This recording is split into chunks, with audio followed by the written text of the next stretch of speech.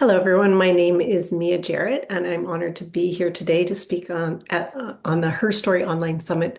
And thank you to Gertrude Mache. So my topic today is on reinventing leadership, and it's called From Silence to Aligned Power.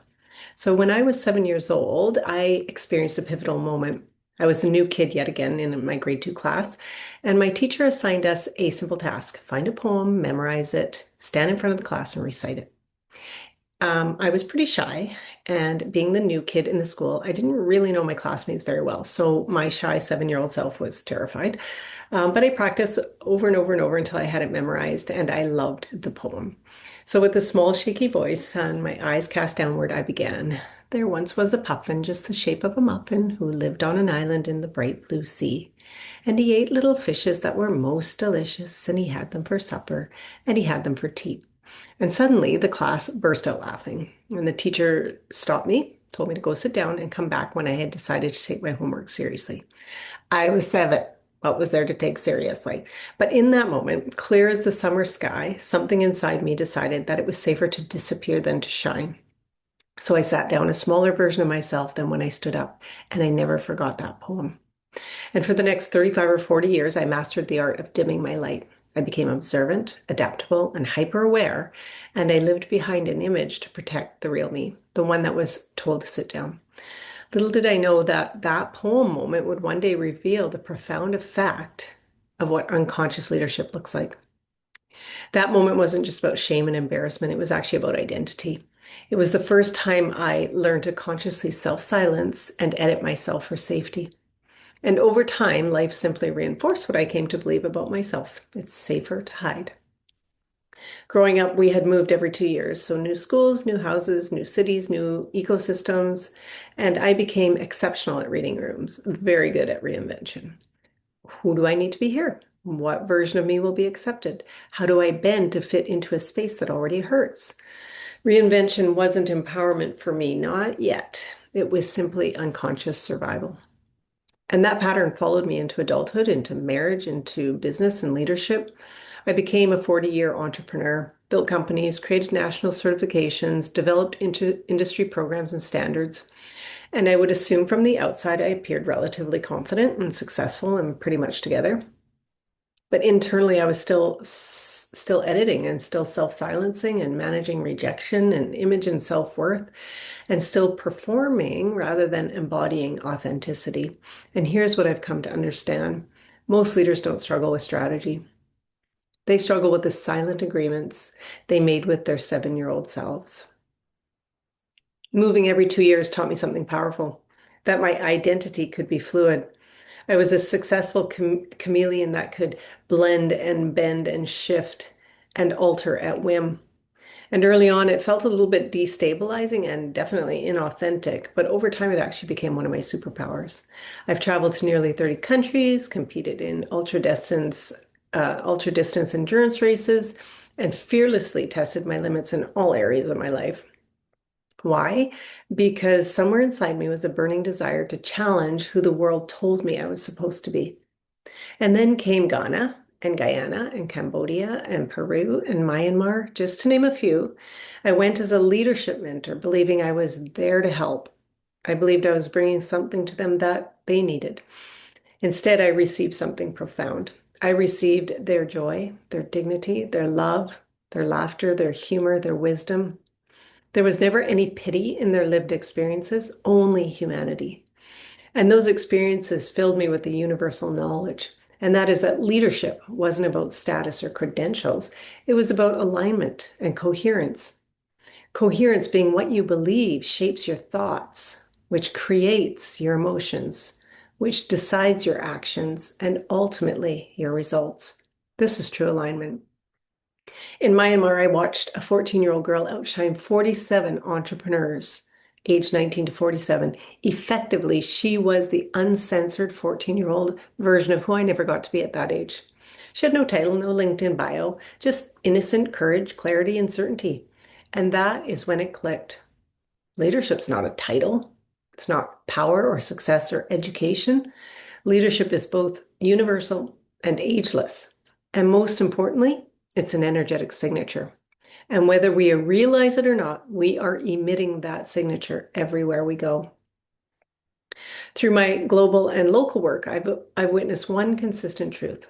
Workplaces are still built on fear. The fear of not being enough, the fear of being exposed, of being irrelevant, of being outshone, or not meeting the KPIs or the ROIs. And so we build cultures around performance and fear rather than alignment. We celebrate burnout as dedication, normalize anxiety as ambition, and inherit leadership styles without questioning their origin. And then we wonder why people are disengaged, overwhelmed, burnt out, and medicated. The issue isn't strategy, it's an outdated emotional software that's still guiding the system. A software that says, be perfect, be the best, never say no, be liked, be hyper-educated, work comes first. You're not enough, don't be too much, and above all, sit down and be quiet. Authentic leadership doesn't come by adding more credentials or being more perfect. It actually comes from subtracting what was never yours to carry in the first place. That puffin moment, that's software. And when we don't update our internal software, we scale our wounds and we lead with those wounds. So, over the years, through entrepreneurship, endurance racing, global travel, and deep spiritual and leadership study, I've been able to distill reinvention into something very practical, AID. So, it starts with A, awareness. Everything begins with awareness because you cannot change what you cannot see or you do not know. And you can use this simple rhythm. There's a moment, a specific scene, room, conversation, decision, realization when you suddenly saw something about yourself or learned something about yourself, gave it meaning, so the pattern was revealed. And then there's a bridge where it ties you back to your awareness. So a really great example of this was several years ago. I was speaking annually at a global wellness conference. Each year for 4 years, I was invited, and each year I was asked to present more and more workshops. But something with the organization never felt in alignment with my values or my intention. And I kept saying, yeah, sure, I'd love to. And the last year I presented was in 2019. And as I was packing up to fly home, I made the decision that I wouldn't go back because each year I had to compromise my values, my boundaries, and my time to accommodate the extraordinary needs of the organization. I was doing what I had learned to do, say yes at all costs. Until one day, I realized the only person I wanted to say yes to was me. So, awareness is not self criticism, blame, judgment, guilt. It's radical self honesty without shame. It's the willingness to pause long enough to ask uncomfortable questions.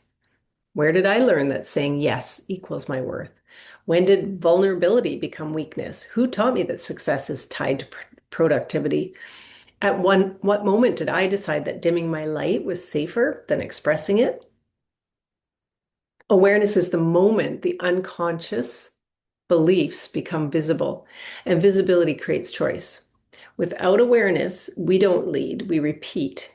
We repeat inherited patterns, inherited fears, inherited leadership scripts that were never consciously chosen. And awareness is not about blame, it's about authorship. So it is the moment that you realize that you are not broken. You are patterned, and patterns can be unwritten, unlearned, and rewritten. So the second letter in AID is I, intention. So once awareness creates the space for you to be able to mentally breathe, intention gives direction.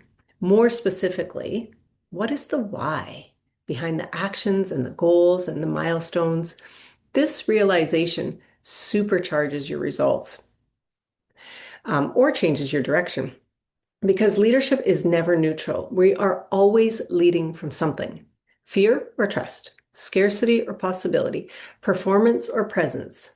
So the question becomes, what energetic signature do you wish to lead from? Maybe courage instead of performance, or perhaps safety that expands possibility, curiosity that replaces judgment, presence that builds trust. Intention is where leadership becomes internal power. You stop reacting from history and begin responding from design, specifically your design. And intention does something powerful. It shifts leadership from external validation into internal alignment, from proving to embodying, and from doing leadership to being leadership. And then the third part of the acronym AID, the one that most people avoid because it scares them the most, is deliberate imperfect action. You move before you feel ready, not recklessly, but consciously. Action before certainty, movement before comfort, because insight without action becomes a legacy stall. Deliberate imperfect action is not meant to be reckless. It is courageous alignment in motion. It's speaking when your voice still shakes, setting boundaries before you feel ready, leading before approval arrives, showing up as yourself, even if it disrupts expectations. Because alignment does not eliminate fear. It simply asks fear to ride shotgun. And this is where leadership transforms because aligned power isn't loud, it doesn't demand attention, it generates coherence, and coherence is magnetic. Coherence creates trust. Trust creates psychological safety. Safety creates culture. And culture creates a legacy built through small, consistent, aligned actions that are repeated over time. Actions that ripple and reshape baseline thinking, systems, teams, organization, families, and generations. So I'd like to close by saying that your ripple effect is your legacy. And here's what we often forget. A ripple can only be experienced if the pond is still. If the water is chaotic, the ripple is one of fear and urgency and performance and overwhelm and burnout and anxiousness. We're creating impact from turbulence. And aligned impact doesn't come from force or turbulence, it emerges from stillness. A stillness that isn't passive, but rather it is focused, intentional power. When your inner world is steady, your presence creates safety. And your decisions ripple cleanly and clearly through systems and teams and generations to become the new baseline legacy. Our workplace doesn't need louder leaders, it needs steadier ones. Because when the pond is still or steady, even the smallest intentional action travels farther than anyone can imagine. So remember the poem I shared at the beginning? Little did the teacher or the class know that that poem, if I was able to finish, was about love, inclusion, and belonging. And I turned that poem into a song that I now sing to my grandbabies all the time, full circle. Your legacy is not what you accomplish. It's the ripple you leave behind. So I'll leave you with this question.